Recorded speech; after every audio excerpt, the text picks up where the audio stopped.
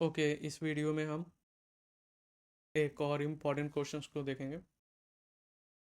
तो ये क्वेश्चन पूछ रहा है कि what is the singleton pattern and how do you implement it in Java. तो क्वेश्चन बेसिकली पूछ रहा है कि सिंगलटन डिज़ाइन पैटर्न क्या होता है और इसको हम जावा में किस तरीके से इम्प्लीमेंट करते हैं। और आंसर दिया हुआ है कि the singleton pattern is a creational design pattern that ensures a class has only one instance while providing a global access point to that instance. In a production Spring environment, we often let IOC container to manage this for us, as a Spring Bean are singleton by default in Spring Boot. By understanding the manual implementation is critical for handling low level resources. तो बोला जा रहा है कि देखो ये जो singleton pattern है ये क्रिएशनल डिज़ाइन पैटर्न में आता है। क्रिएशनल डिज़ाइन पैटर्न ऑब्वियस है, मतलब कि किसी भी क्लास के लिए हम जो ऑब्जेक्ट हैं, वो जो ऑब्जेक्ट हम क्रिएट करते हैं उसका एक तरीका डिटरमाइन करने के लिए हम इस डिज़ाइन पैटर्न को यूज़ करते हैं। ठीक, बहुत तरीके से जब भी हमको एक कोई क्लास होता है तो उसके लिए जब भी ऑब्जेक्ट क्रिएट करना होता है, डिफरेंट सिनेरियोज में हम डिफरेंट तरीके से क्रिएट करते हैं। ठीक, तो सिंगलटन डिज़ाइन पैटर्न भी उनमें से एक है, पर ये काफ़ी ज़्यादा इंपॉर्टेंट है क्योंकि ये हमको डे टू डे बेसिस में देखने को मिलता है अपने कोडिंग में। ठीक, तो ये जो सिंगलटन डिज़ाइन पैटर्न है ये इस चीज़ को इंश्योर करता है कि कोई भी एक क्लास है, ठीक, कोई एक ऐसा इंपॉर्टेंट क्लास है जिसका हमको सिर्फ एक ही इंस्टेंस चाहिए, एक ही ऑब्जेक्ट चाहिए उस पर्टिकुलर क्लास के लिए throughout the whole application. ठीक, बहुत सारे ऐसे क्लासेस होते हैं जिनके लिए अगर हमारे पास हमको ज़रूरत होता है कि लाखों करोड़ों हमको उसका ऑब्जेक्ट अवेलेबल होना चाहिए। फॉर एग्जांपल मान लो यूज़र है, तो यूज़र को अगर हम प्रोसेस कर रहे हैं तो ऑब्वियस है हम सिर्फ एक अ, उस यूज़र क्लास के लिए सिर्फ अगर हमारे पास एक ही ऑब्जेक्ट रहेगा तो हमारा काम नहीं बन सकता है बहुत सारे सिनेरियोज में। ठीक, तो अगर हमको हज़ार डिफरेंट डिफरेंट यूज़र्स को एक कॉम्प्लेक्स बिजनेस लॉजिक में प्रोसेस करना है तो हज़ारों ऑब्जेक्ट के अंदर हमारे पास डिफरेंट डिफरेंट डिटेल्स होंगी। ठीक, बट बहुत सारे ऐसे केसेस होते हैं, फॉर एग्जांपल जब भी हमको डेटाबेस के साथ कनेक्शन चाहिए होता है या फिर डेटाबेस के अंदर अगर हमको कुछ लिखना होता है तो हमारे पास एक सिंगल पाथ होना चाहिए। अगर मल्टीपल थ्रेड्स मल्टीपल कनेक्शंस को यूज़ करके अगर हमारे डेटाबेस के अंदर चेंजेस करना शुरू करेगा तो उसमें हमें देखने को मिलेगा कि डेटा के अंदर इनकन्सिस्टेंसीज आना शुरू हो गया है। ठीक, तो उस कारण से सिंगलटन पैटर्न बहुत ज़्यादा यूज़फुल होता है। ये बेसिकली एक क्लास के लिए एक ही ऑब्जेक्ट बनाने देता है और उसी ऑब्जेक्ट को throughout the whole application हम यूज़ करते हैं, चाहे वो कहीं से भी हो, चाहे वो यूज़र सर्विस से हो, वर्क सर्विस से हो, या फिर हम बोल सकते हैं कोई डिवाइस सर्विस हो, वहाँ हर जगह से अगर हमको डेटाबेस को एक्सेस करना है तो हम सिर्फ एक ही ऑब्जेक्ट को टच कर सकते हैं, कोई नया हम ऑब्जेक्ट नहीं क्रिएट कर सकते हैं। पर ये चीज़ हमें बार बार ध्यान में तो रहेगा नहीं जब भी हम एप्लीकेशन बिल्ड करेंगे। ठीक, हो सकता है बहुत बार हम भूल भी सकते हैं, तो इस प्रॉब्लम को गलती से भी हम रिपीट ना करें तो उसको प्रिवेंट करने के लिए बेसिकली ये तरीका है सिंगलटन डिज़ाइन पैटर्न। तो in a production Spring environment we often let the IOC container manage this for us. तो बेसिकली बोला जा रहा है कि जब भी हम स्प्रिंग बूट के में जब भी एप्लीकेशन क्रिएट करते हैं तो उस प्रोसेस में होता है कि हम बहुत तरीके के क्लासेस को क्रिएट करते हैं। तो उसमें हम देखोगे कि बहुत सारे क्लासेस के ऊपर हम एनोटेशंस लिखते हैं कि रेस्ट कंट्रोलर है, सर्विस है, रिपोजिटरी है। तो उसका बेसिकली मतलब क्या है, ये बोलना चाह रहा है कि जो स्प्रिंग है, तो ज़्यादातर केसेस में क्या होता है कि हमको मैनुअली न्यू करके ऑब्जेक्ट क्रिएट नहीं करना होता है इस टाइप के क्लासेस के लिए। ये जो भी क्लासेस है जिनके ऊपर स्प्रिंग बूट का एनोटेशन है, तो इसको स्प्रिंग खुद ही क्रिएट करता है। कैसे क्रिएट करता है, तो स्प्रिंग के अंदर बेसिकली एक आईओसी कंटेनर होता है। ठीक, तो ये थोड़ा ऑटोमेशन के लिए बनाया गया है। ये जो पार्ट है, ये जो मॉड्यूल है, या फिर इसके अंदर जो बिजनेस लॉजिक है वो, ठीक, तो ये बेसिकली ऑटोमेट कर देता है जो भी जब भी हमको न्यू एक ऑब्जेक्ट क्रिएट करना होता है। यूजुअली हम क्रिएट करते हैं न्यू यूज़ करके कि न्यू यूज़र हमको दे दो, या फिर न्यू रिपोजिटरी क्लास दे दो, न्यू सर्विस क्लास दे दो। बट ये बाय डिफ़ॉल्ट स्प्रिंग बूट में मैनेज हो जाता है हमारे लिए आईओसी कंटेनर के द्वारा, ठीक। और जब भी आईओसी कंटेनर किसी भी क्लास के लिए एक न्यू बीन क्रिएट करता है तो वो बाय डिफ़ॉल्ट ही सिंगलटन होता है। यानी जब भी अब हम स्प्रिंग बीन को ज़रूरत पड़ेगा, मान लो यूज़र सर्विस है, तो यूज़र सर्विस के लिए आईओसी कंटेनर खुद ही बीन बनाया है, मतलब खुद ही एक ऑब्जेक्ट बनाया है। बीन का सिंपली मतलब होता है ऑब्जेक्ट। बस हम स्प्रिंग बूट में उसको बीन बोलते हैं, तो थोड़ा फैंसी वर्ड है। अगर ऐसा समझना है फॉर सिंप्लिसिटी तो हम समझ सकते हैं। तो अब ये जो स्प्रिंग बीन है ये खुद ही ऑब्जेक्ट भी क्रिएट किया है, और जब जब इसको ज़रूरत पड़ेगा तो अ, एक तो ये जो जिस तरीके से क्रिएट किया है वो सिंगल ही ऑब्जेक्ट क्रिएट किया है। सेकंड, जब भी उस ऑब्जेक्ट को ये यूज़ करेगा IOC container, for example dependency injection में हम लोग यूज़ करते हैं, जब भी जहाँ पर भी अगर हमें at the rate auto wide दिखता है तो वहाँ पर ये उसी बीन को अगर हम 4 जगह यूज़ कर रहे हैं तो सेम ऑब्जेक्ट को ही ये इंजेक्ट करता है। तो इसको थोड़ा हमें समझना भी बहुत ज़्यादा ज़रूरी है कि सिंगलटन डिज़ाइन पैटर्न क्या है, कैसे काम करता है, और स्प्रिंग बूट के पर्सपेक्टिव से क्यों इम्पोर्टेंट है हमको जानना लो लेवल पर भी, कि क्योंकि स्प्रिंग बूट बाय डिफ़ॉल्ट ही जो ऑब्जेक्ट क्रिएशन है वो सिंगलटन रखता है आईओसी कंटेनर से जब भी हमारा बिन क्रिएट होता है। अब इसको हम कैसे बताएंगे 3.5 ईयर्स के पर्सपेक्टिव से, तो दिया हुआ है कि in my experience singletons are double-edged sword. While they are excellent for managing shared resources like database connection pools or configuration managers, they can become a bottleneck if not implemented with thread safety in mind. तो बोला जा रहा है कि देखो spring boot है तो बहुत अच्छा है, क्योंकि ये जो सिस्टम रिसोर्सेज है उसको उसका जो यूसेज है उसको मिनिमाइज़ करने में बहुत ज़्यादा हेल्प करता है। क्योंकि ऑब्वियस है, अगर जो भी हैवी रिसोर्सेज है अगर उसको हम बार बार क्रिएट करेंगे, फॉर एग्जांपल मान लो कोई एक बहुत ही कॉम्प्लेक्स हमारा सर्विस है, जैसे हो सकता है मान लो बिजनेस ट्रांजैक्शन से रिलेटेड कोई सर्विस है हमारा, और उसके लिए हम एक सिंगल डिज़ाइन पैटर्न को क्रिएट करते हैं, तो उसमें सिर्फ हमारे पास एक सिंगल ऑब्जेक्ट होगा throughout the whole application. अगर उसकी जगह हम दूसरा एक होता है डिज़ाइन पैटर्न या फिर ऑब्जेक्ट क्रिएशन का टाइप, वो होता है प्रोटोटाइप, जिसमें हम हर रिक्वेस्ट के लिए एक डिफरेंट ऑब्जेक्ट क्रिएट कर लेते हैं। तो फॉर एग्जांपल मान लो अगर हम 10,000 वैसे हैवी, वो जो हमारा हैवी क्लास है उसके लिए 10,000 ऑब्जेक्ट क्रिएट करते हैं, तो ओवरऑल जो हमारा रैम है वो पूरा भर जाएगा। तो सिस्टम रिसोर्सेज के लिए बहुत ज़्यादा बढ़िया है, बट बोला जा रहा है कि सिंगलटन पैटर्न है तो बहुत बढ़िया, बट इसको इम्प्लीमेंट करते टाइम हमको बहुत ज़्यादा ध्यान में रखना होता है। क्योंकि मल्टी थ्रेडेड इन्वायरमेंट में क्या होता है कि एक थ्रेड को दूसरे थ्रेड के बारे में पता नहीं होता है कि जो पहला थ्रेड है वो ऑलरेडी एक ऑब्जेक्ट क्रिएट कर लिया है और उसको यूज़ कर रहा है। तो उस केस में क्या होगा कि सेकंड थ्रेड भी जाएगा उस क्लास के लिए दूसरा ऑब्जेक्ट क्रिएट करके उसको यूज़ करना शुरू कर देगा। इस इस ये काफ़ी एक इंपॉर्टेंट इशू है सिंगलटन पैटर्न के साथ, तो उसको हमको प्रॉपरली मैनेज करना होता है। A poorly implemented lazy skeleton can lead to race conditions where two threads creates two different instances, which in a system managing, for example, any kind of funds would lead to inconsistent transaction state। तो वही बोला जा रहा है कि अगर दो thread simultaneously एक सिंगलटन क्लास के लिए दो ऑब्जेक्ट क्रिएट कर लेगा, तो एक तो फर्स्ट ऑफ ऑल वो रूल को ब्रेक कर रहा है, सेकंड बहुत सारा उसके कारण हमें इनकन्सिस्टेंसीज देखने को मिलेगा, मतलब बहुत सारा चीज़ गड़बड़ हो सकता है हमारे ओवरऑल एप्लीकेशन के अंदर। आगे हम देखते हैं प्रोजेक्ट इंटीग्रेशन के बारे में आप कैसे बता सकते हो। So in one of our project we found a singleton to manage a global audit logger, since every module, for example schema, fund allocation, user management, needed to log events to a central audit table. We could not afford the overhead of initiating a new logger object thousands of times per second.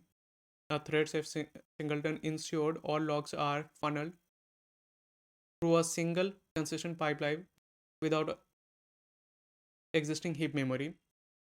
तो बोला जा सकता है कि हमारा कोई भी एक प्रोजेक्ट है तो उसके अंदर हम लोग हम लोग का एक क्लास था ग्लोबल ऑडिट लॉगर करके, तो ये बेसिकली जब भी कुछ भी कोई भी ट्रांजैक्शन परफॉर्म किया जा रहा था, होता है जैसे तुम किसी को पैसा भेज रहे हो, किसी से पैसा आ रहा है, या फिर कोई यूज़र है वो कोई चीज़ किया एप्लीकेशन के अंदर, जैसे किसी दूसरे एम्प्लॉयर को निकाल दिया, मैनेजर दूसरे एम्प्लॉयर को निकाल दिया, फायर कर दिया, या फिर किसी का कोई जो एम्प्लॉय है, किसी यूज़र का कोई क्वेरी है तो उसको वो सॉल्व किया। तो इन सभी का हम लॉग मेंटेन करते हैं, एक टेबल ही होता है हमारे पास लॉग, या फिर हम इन केस अगर हम डेटाबेस में नहीं मैनेज कर रहे हैं तो फिर हमारे पास लॉग फाइल्स होते हैं, उसके अंदर हम मैनेज कर लेते हैं, ठीक।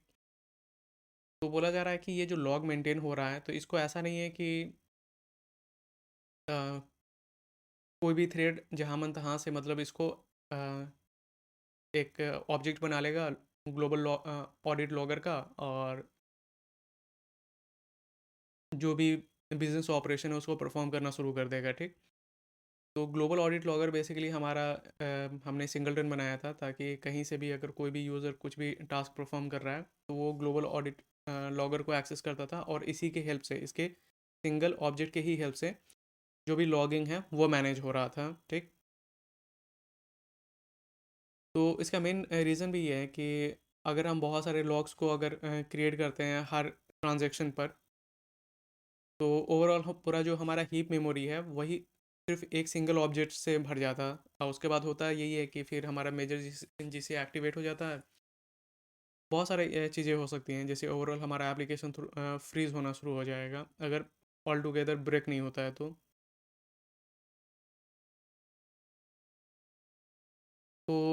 अब हमारा जो मेन एडवांटेज था ग्लोबल ऑडिट लॉगर को सिंगलटन बनाने का, तो ये था कि एक तो वो सिंगलटन था और दूसरा वो थ्रेड सेव भी था। तो अगर मल्टीपल थ्रेड भी अगर एक साथ एक्सेस करने की कोशिश कर रहा था हमारे ग्लोबल ऑडिट लॉगर को, ये जो क्लास है हमारा, तो इसके अंदर हमने बाय डिफ़ॉल्ट मल्टीपल थ्रेड को हैंडल करने के लिए एक सेफ्टी मैकेनिज्म भी इम्प्लीमेंट करके रखा था। तो इससे जो हमारा ओवरऑल बिजनेस लॉजिक है या फिर जो एप्लीकेशन का परफॉर्मेंस है वो स्लो डाउन नहीं हुआ। एक डीप डाइव एनालॉजी भी दिया हुआ है, तो आप बता सकते हो, पर वैसा कुछ नेसेसरी नहीं है। इसमें दिया हुआ है कि think of Singleton like a office of the district collector. District might have many departments, but there is only one collector office. Everyone knows where it is. That is global access, and you do not build a new office every time a citizen has a question. तो बोला जा रहा है कि देखो, जैसे singleton classes का basically मतलब क्या होता है कि throughout the whole application सिर्फ एक ही ऑब्जेक्ट रहेगा। तो वैसा ही होता है किसी भी डिस्ट्रिक्ट में क्या होता है कि जो कलेक्टर है वो सिर्फ एक ही रह सकता है। ऐसा नहीं है कि एक डिस्ट्रिक्ट में हम 1000 कलेक्टर को रख सकते हैं। तो आप कलेक्टर बहुत तरीके के बिजनेस ऑपरेशंस को परफॉर्म करता है। फॉर एग्जांपल कोई अगर एक यूज़र है, वो किसी भी ऑफिस में गया जो कि ऐसा काम है जिसमें कलेक्टर का ज़रूरत है, तो उस ऑफिस में जाने पर जो ऑफिस के एम्प्लॉय हैं अ, वो बेसिकली कलेक्टर के पास जो भी क्वेरी है उसको फॉरवर्ड कर देगा। पर ऐसा नहीं है कि अगर फॉर द होल डिस्ट्रिक्ट अगर हमारे पास 1000 ऑफिसेस हैं और उसमें हमें ढेर सारा क्वेरीज आ रहा है, तो हर बार हर डिपार्टमेंट एक डिफरेंट कलेक्टर के पास जाएगा अपने क्वेरी को लेकर। तो वही चीज़ है कि जो भी जितने भी डिपार्टमेंट हैं वो सब एक ही कलेक्टर के पास जाते हैं अपने क्वेरीज को लेकर। तो सिमिलरली हमारे एप्लीकेशन के भी अंदर जितने भी डिफरेंट क्लासेस हैं, अगर उनको अपना क्वेरी है, अगर जो भी बिजनेस ऑपरेशन अगर उनको परफॉर्म करना है एक सिंगलटन क्लास के हेल्प से, तो वो सिर्फ सेम सिंगलटन ऑब्जेक्ट को ही यूज़ करेगा। फिर नीचे दिया हुआ है कि हम लोग किस तरीके से सिंगलटन क्लास बना सकते हैं। जैसे फॉर एग्जांपल मान लो हम लोग का कोई भी एक बिजनेस लॉजिक है जिसमें हम चाहते हैं कि एक सिंगल ही क्लास रिस्पॉन्सिबल हो जो भी हमारा टास्क है उसको परफॉर्म करने के लिए। ऐसा नहीं कि हर टास्क या फिर हर थ्रेड अपना एक न्यू ऑब्जेक्ट क्रिएट करें। तो उसके लिए हमें तीन मेन चीज़ को ध्यान में रखना पड़ेगा। तो to implement this correctly in Java, you must make the constructor private, preventing new calls, ठीक। तो बोला जा रहा है कि जब भी एक क्लास को तुमको अगर सिंगलटन क्लास बनाना है तो सबसे पहले तो उसके कंस्ट्रक्टर को प्राइवेट डिक्लेयर करो।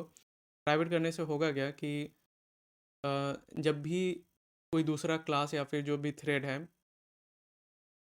इस पर्टिकुलर क्लास को अगर ये करना चाहेगा, मतलब इसके लिए न्यू ऑब्जेक्ट क्रिएट करना चाहेगा, तो वो होगा नहीं, ठीक। तो न्यू ऑब्जेक्ट क्रिएट नहीं हो सकता है, तो इसको डायरेक्टली फर्स्ट ऑफ ऑल एक तो हम क्रिएट नहीं कर सकते हैं, ठीक। दूसरा बोल रहा है कि provide a static method for access. फिर बोल रहा है कि हमें एक दूसरा स्टैटिक मेथड भी यहाँ पे देना पड़ेगा। ये जो स्टैटिक मेथड है ये हमें बनाना पड़ेगा। सेकंड रिक्वायरमेंट है हमारा, जो कि हमें हमारा ऑब्जेक्ट क्रिएट करके देगा। फिर तीसरा है कि handle multi threading, double check blocking. फिर तीसरा पॉइंट है कि मल्टी थ्रेडेड इन्वायरमेंट में कि दो थ्रेड गलती से दो डिफरेंट ऑब्जेक्ट ना क्रिएट कर लें, तो उसके लिए हमें डबल चेक लॉकिंग कोई भी यूज़ करना पड़ेगा। तो यहाँ पे एक छोटा सा सिंपल सा एग्जांपल दिया हुआ है। फॉर एग्जांपल हमारा यहाँ पे ऑडिट लॉगर एक क्लास है जिसको हमको सिंगलटन बनाना है।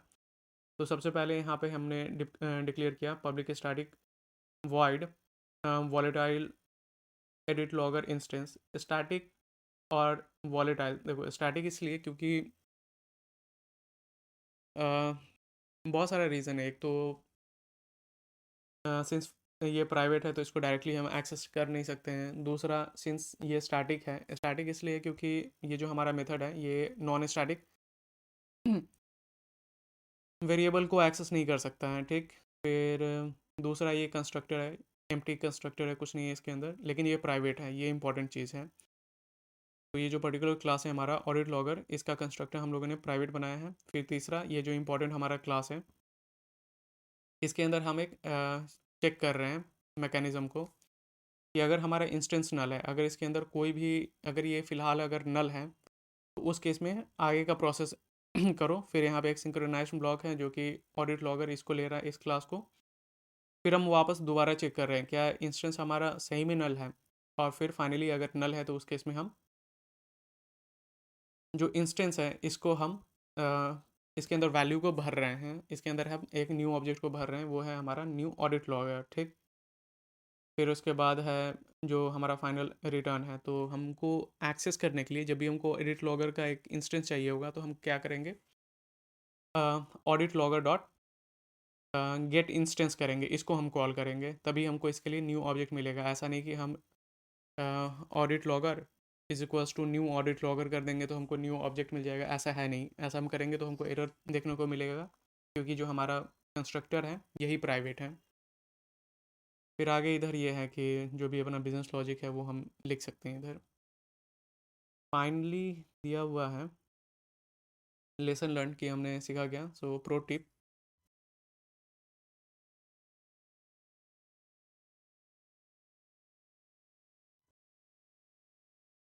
तो इधर प्रो टिप में अपने को दिया हुआ है कि while double check blocking is the classic interview answer in modern Java. But in modern Java, using an enum is actually the most robust way to implement a singleton design pattern. It provides serialization machinery and guarantees against reflection attack for free. तो बोला जा रहा है कि देखो, एक जो lesson learn हमने ओवर द 3 years सीखा है कि ये है कि जो हमारा सिंगलटन क्लास है उसको इम्प्लीमेंट करने के लिए जो डबल चेक ब्लॉकिंग है ये बहुत अच्छा तरीका है, ठीक। और यही मेनली हमें इंटरव्यू में बताना भी होता है। बट अभी ऐसा है कि जो मॉडर्न प्रैक्टिसेस हैं, जब हम कोड मॉडर्न जावा में लिखते हैं उसमें हम इनम का बहुत ज़्यादा यूज़ करते हैं, मतलब इनम को ज़्यादा प्रेफर किया जाता है। जो भी क्लास को अगर हमको सिंगलटन पैटर्न में मतलब जिस भी क्लास के लिए सिर्फ हमको एक सिंगल ऑब्जेक्ट चाहिए, तो उसके लिए हम सिंगलटन डिज़ाइन पैटर्न को तो इम्प्लीमेंट करेंगे। बट सिंगलटन डिज़ाइन पैटर्न को इम्प्लीमेंट करने का बहुत मतलब अलग अलग तरीका है, जिसमें एक तो हमारा डबल चेक ब्लॉकिंग आता है और दूसरा हमारा आता है इनम को यूज़ करके। तो इनम को यूज़ करने का सबसे बढ़िया जो हमको फ़ायदा देखने को मिलता है वो है एक तो सीरियलाइजेशन और डीसीरियलाइजेशन के टाइम में हमको जो सिंगलटन डिज़ाइन पैटर्न है वो नहीं ब्रेक होता है, और दूसरा रिफ्लेक्शन को यूज़ करके, रिफ्लेक्शन भी एक बेसिकली कॉन्सेप्ट होता है जावा के अंदर, जो कि बहुत ज़्यादा पावरफुल होता है। तो रिफ्लेक्शन को यूज़ करके बेसिकली हम सिंगलटन डिज़ाइन पैटर्न को ब्रेक कर सकते हैं। तो दो एक इम्पॉर्टेंट क्वेश्चन है, एक तो अपना मतलब कॉन्सेप्ट है इधर सीरियलाइजेशन, और दूसरा है रिफ्लेक्शन, तो इसको भी अच्छे से देख लेंगे तो समझ में आ जाएगा और अच्छे से। तो ये हो गया हमारा सिंगलटन डिज़ाइन पैटर्न क्या है और इसको जावा में हम किस तरीके से इम्प्लीमेंट करते हैं। जो भी चीज़ है वो तो हम लोगों ने देखा ही है, लेकिन सबसे मेन इम्पॉर्टेंट चीज़ है जो हमको बार बार रिवाइज भी करना होगा, वो ये है कि किसी भी क्लास को सिंगलटन बनाने के लिए सबसे पहले कंस्ट्रक्टर को प्राइवेट करना है, दूसरा एक स्टैटिक मेथड क्रिएट करना है। स्टैटिक मेथड क्यों? क्योंकि यही हमको जो भी ऑब्जेक्ट है वो रिटर्न करेगा, ठीक, बना कर रिटर्न करेगा। और तीसरा है कि मल्टी थ्रेडिंग में कहीं कोई भी ऑब्जेक्ट कहीं दो थ्रेड इस पर्टिकुलर क्लास के लिए दो डिफरेंट ऑब्जेक्ट ना क्रिएट कर ले, उसके लिए हम लोग बेसिकली डबल चेकिंग करेंगे। एक तो स्टार्टिंग में सिंगल ऐसे ही यूज़ कर लेंगे इफ़ इंस्टेंस इज नल ऐसा। दूसरा हम ये देख लेंगे अंदर एक सिंक्रोनाइज्ड ब्लॉक के अंदर चेक कर लेंगे कि हमारा इंस्टेंस सही में नल है कि नहीं, और अगर नल है तभी हम जाके इंस्टेंस को क्रिएट करेंगे। तो यही था अपना सिंगलटन डिज़ाइन पैटर्न के बारे में।